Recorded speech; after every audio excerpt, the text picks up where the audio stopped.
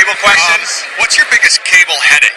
Biggest cable headache that I've got are cables that are too long, cables that are too short, people that don't run them inside the wire managers, and it looks like a great big gob of spaghetti. When you look at it, you can't trace them out because some of them are too tight, they crisscross, they tie around in knots, you can't find what you need. What are your biggest cable headaches? He's probably going to say me. Him.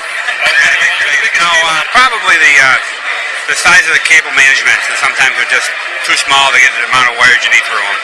Okay, so the cabling bulk. Either of you guys heard of TIA 942, the standard? Okay. Do you run a point-to-point cabling system, or do you run a structured cabling Started out as system? point-to-point, but it went into structured a little bit.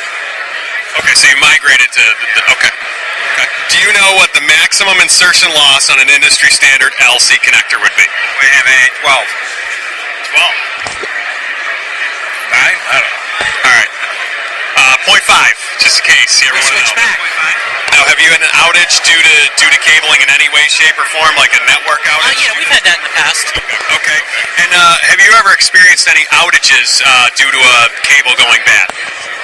The worst one was trying to find was a cable that ran alongside of a foundation, and mice had crawled up and they had eaten through the wire, but it was stuck behind a 2x4, so you couldn't find it. How long did that take to track down? About 2 hours. Do you run a point-to-point cabling system, or do you run a structured cabling system, to a main cross-connect? Structured. Okay. How long have you had that in implementation for? Went in 2000. Okay. This is just super exciting. All right, what are your biggest cabling headaches? The legacy cabling. We can't rip it out, and we can't make the room floors? for it. It's the unmarked cable in the racks. Oh, okay. In all the closet or around the desktop area? In the closet. Have you ever had any downtime related to cabling? Any cabling, and has a cable ever caused you downtime?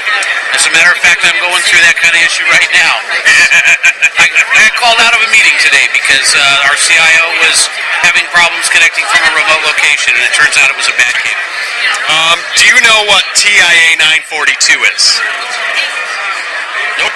Do you know what the maximum insertion loss is for an industry standard LC cable? I believe it is 0.5. You win. Winner, chicken dinner. Can you tell me what your biggest cable headaches or nightmares are? Do you have any specific cable headache or nightmare?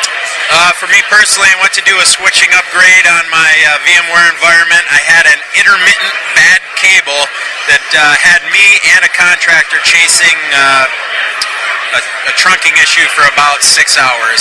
So it cost me about, I don't know, whatever 6 times 200 is, $1,200 to chase down an intermittent bad cable.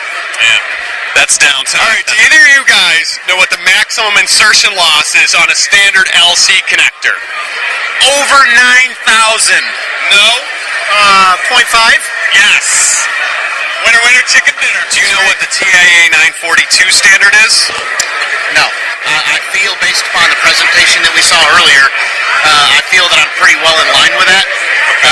I don't know the standard per se, but based upon the pictures he showed, based upon what he explained, we're pretty much doing that now. All right, we've caught up with Rick Dahlman, the Rick Dahlman here. And Rick knows what TIA 942 is. Rick, why don't you tell us what TIA 942?